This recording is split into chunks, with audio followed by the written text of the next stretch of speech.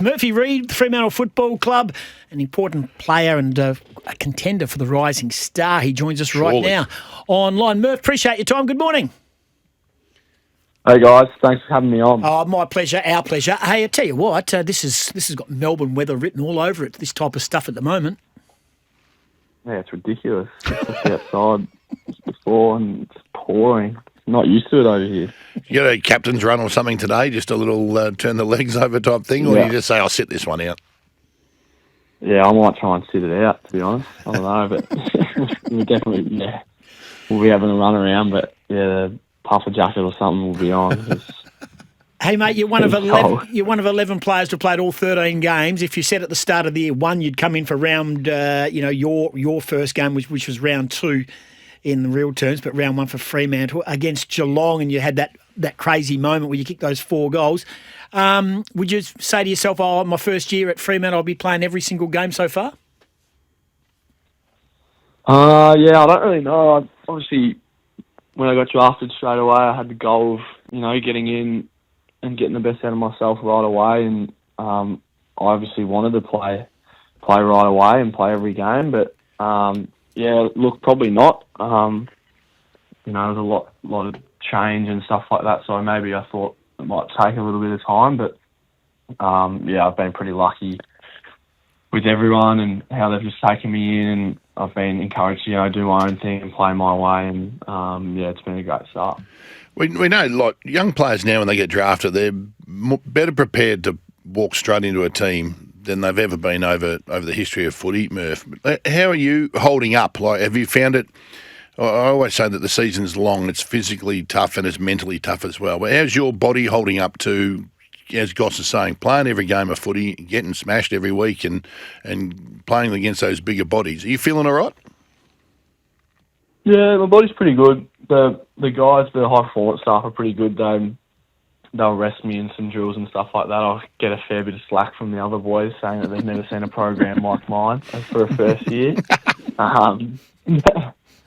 So I'll have to just take that. But no, little things like that, and I mean, you get a fair bit of treatment, and you can organise massage and little things like that. And if you've got a niggle, they'll take it pretty seriously, and my body's pretty good. But if you do have anything, it gets well looked after, and I'm sure as a young fella, if I had anything minorly serious, they would probably just let me have a couple of weeks off or a week off. So I'm feeling pretty good.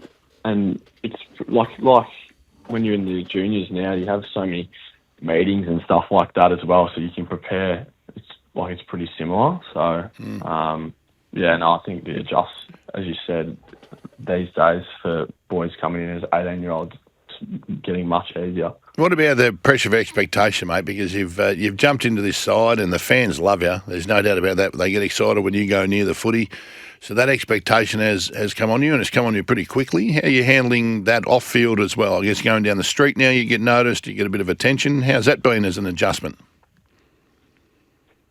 Yeah, it was pretty different. Like, obviously at the start, not many people knew me, but then after the 4-goal game, I would just go down anywhere. Like, I went over at times in Summersville. I went over to Rotto, and there were people noticing me at Rottnest Island. So I was like, holy hell.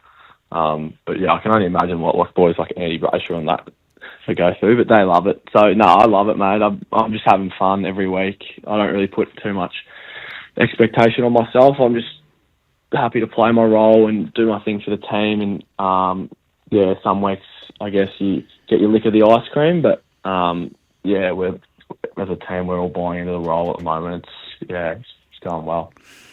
On Saturday, you ran through the banner and there was a little mini Murphy running through there with you. A little bloke with number 16 on the back. He had the headband, they had the whole Fantastic. lot. That must just give you a buzz. It really does, because it was probably only 12 months ago that you were probably that little fella running through the banner with your 12 months ago. That was pretty cool. The boys loved that as well. You can see there's photos of them all laughing. Saying, because they were wondering whose number he was wearing, and then they saw the 16. And it was pretty cool. Obviously, as a kid, you've always been that sort of guy that's, you know, looked up to play AFL, and then now there's a kid that's looking up to me, and yeah, we just tried to make his time pretty fun while he was out there for 30 seconds. He ran out, had a big smile on his face, running around, and it was a pretty cool moment. Very true. I love that. Yeah, Carl Warner's got all the big smiles. I tell you who doesn't look impressed with it is Paddy Voss. He does like the adulation, Paddy Voss. So at the moment, Paddy has gone into a different mode where he's sort of tempering the over-exuberation of a goal or whatever it may be. He's sort of finding his rhythm with regards to that. I noticed one on the weekend where he kicked it and he went up to the fans behind the goal with the floggers and all that sort of stuff. Not the fans, that's what they have. They're called floggers. Oh, right, sorry. Right. Anyway. My bad. And he said, and then he sort of peeled off. And I looked at the midfield group, and I reckon, Murphy, you might have been near that, or you know, with Brayshaw and Sarong and Jackson. And they just went, we're not going down there. We're not going down there to give him any love whatsoever. Has it got to a point where you almost turn your back on Vossi's enthusiasm? Run for the hills. No way. The boys are probably just pretty cooked, I reckon.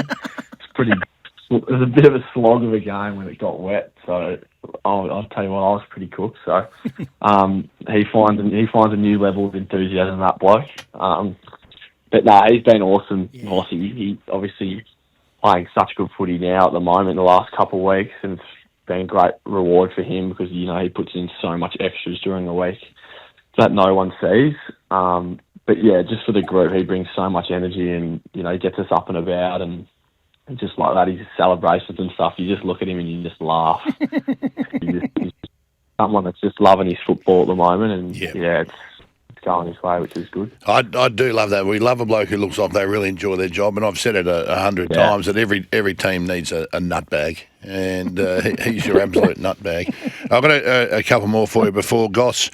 Murph, I've got to just give you the little heads up, which we do for every player we get on here. We have some nice questions to start with, and then Goss will go to AFL tables, and he'll find something that you're not doing very well, and he'll hit you between the eyes with it, okay? Just keep you grounded, Murph. Yeah, just to keep you grounded and something to work on, and then when you do it on tomorrow night, you can look up at the SEN box and just point it up. No. Give me the bird. Flip if you flick the bird, I will pay your fine. Yeah, if you look over the box, I don't know what he's doing, what he's got for you right here, but mate, one question I've got for you: contract extension. There's whispers about. We've got one text message from our mate Tom, but he's terrible with his contract whisper information. Where you sit with your contract? Is there talk of a little extension coming early for you? Possibly. I mean, I'm just focusing on playing footy this year. Just, you know, getting the wings together and, you know, staying consistent with my footy. I think because there's been so much change for me this year, and now that I'm playing consistently, I just sort of want to keep it simple and focus on my footy week on week. And then I think, towards the end of the year, after season, we'll go into those talks. But yeah, just loving my footy and loving my time at Freo. Couldn't have asked for anything better at the moment. We were talking about your draw a little bit earlier on. You've got some tough games against really good opponents away, and even a couple of tough ones here at home. But how far away do you think you are as a team of playing the footy that you really want to play? I don't think you're there just yet, but geez, you're building the right way. Are you 80%? Was it 70%? How far away are you from being where you want to be? Yeah, I think we've still got some things to improve on. We delve into that this week. Obviously, we're really happy with the win, but obviously a few learnings that came out of the game. Just little things that we want to touch up on. Like, we've been pretty happy with how we're playing. We've taken some big scalps in GWS, Gold Coast, away the last couple of weeks. And as a group, we've got a lot of confidence now, and it's just those little things with the game plan that we just need to touch up. And once we all buy into that for the whole 120 minutes of the game, I think we'll be very hard to beat. So, sometimes I reckon we play about 100 minutes.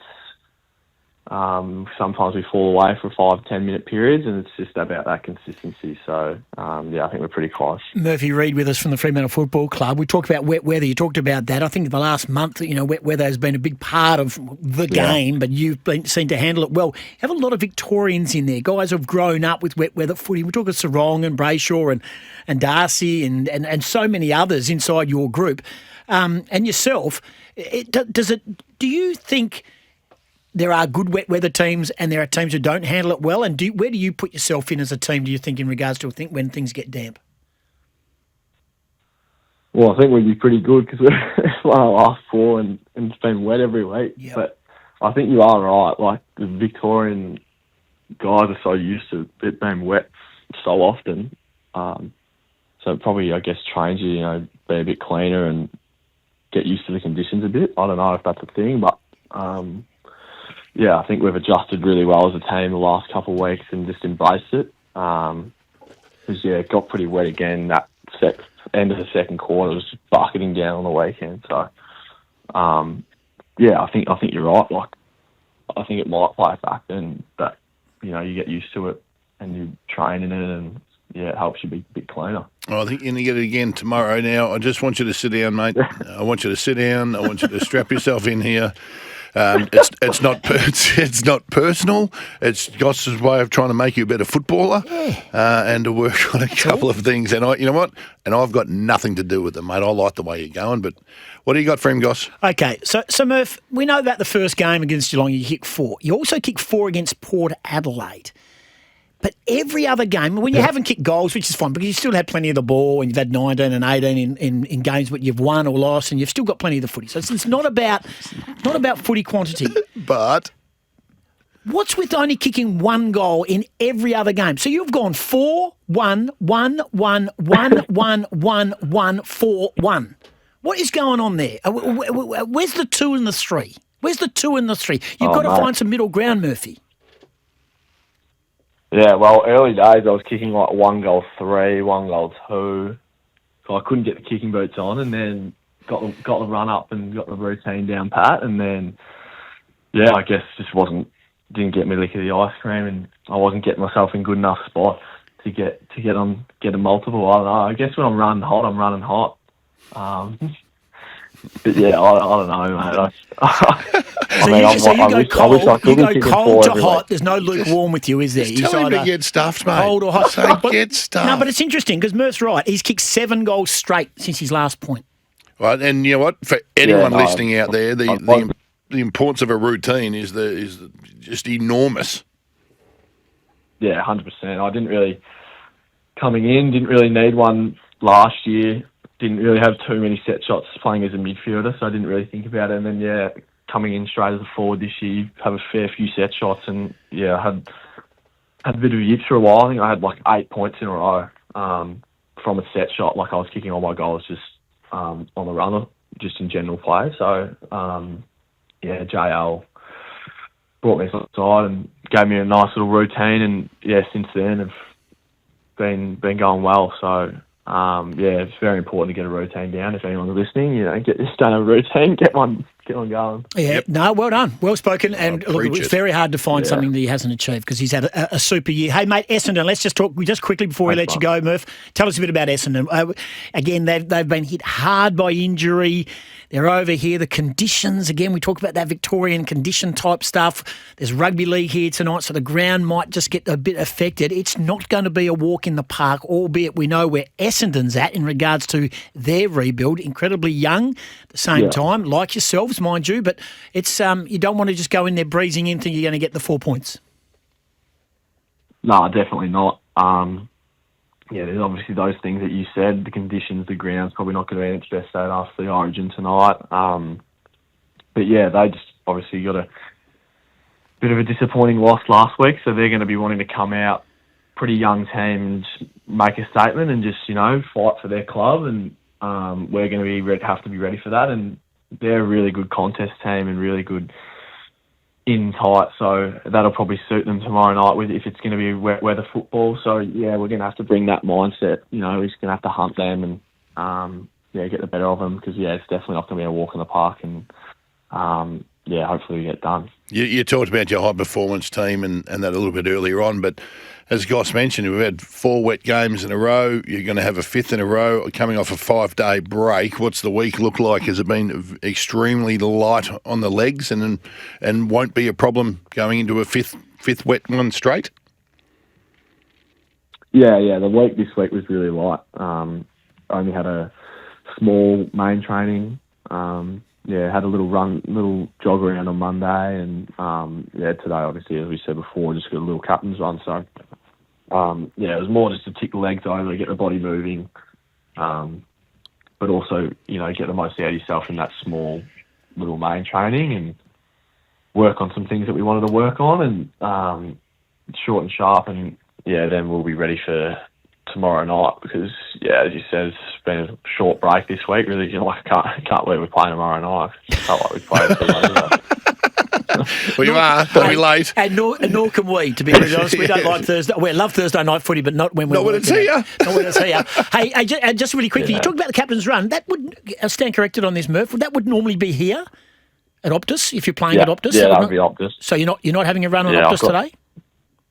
Yeah, I think that we didn't last week as well. I think that might be because the Origin. Yep. But that's what I would guess. But we didn't last week as well, and it didn't affect. So it's just a light little run around for about 30 minutes where we just get around the boys and stuff like that, and then we have another team meeting. So it's nothing too different. Good stuff. Hey, mate, appreciate it. Yeah, you've had a great first year. As I said, you've played all 13 games so far. You've your last kick on the weekend was your 100th kick in AFL football, so there's a milestone. You almost got chaired off. Just don't forget, mate. We're in the comedy boxes, level 3, 4. We're on the right-hand side. And Goss will be the one with the window open and his head out there when you kick your second. I'll just look up to him. Yeah, that's all you got to do. Flip the bird, don't worry. Whatever it is, Goss has got you covered. Yeah, nice work by you. Hey, good on you, mate. Play well. Looking forward to it. Who are you going for in the Origin tonight? Who's going to win? I'm a Queenslander, man. Yeah, mate. So hopefully they equalise it this week. Good on you. Thanks for joining us, mate. Have a great day and go well tomorrow night against the Bombers. Thanks for having me on, guys. Have a good day. You too. He's a ripper. He's a beauty. He's a beauty. Isn't he? He's one of our favourites. He's taking it all in his stride too, because it's been a big rise for him, hasn't it? And the attention on him, and the fans love him. There's no doubt about that. So with that comes pressure, but pressure's a privilege. He's handling it beautifully. He does. He gets plenty of the football as well. He's 15 goals in his 13 games, and it was very hard to find something that he hasn't been good at this year. He hasn't got a Brownlow medal vote, but they haven't put the votes in yet. So. You found something. Toolkit Depot's end of financial year sale. Brownlow vote over his whole career. Not a single vote. Get big savings on your favourite tool or brand.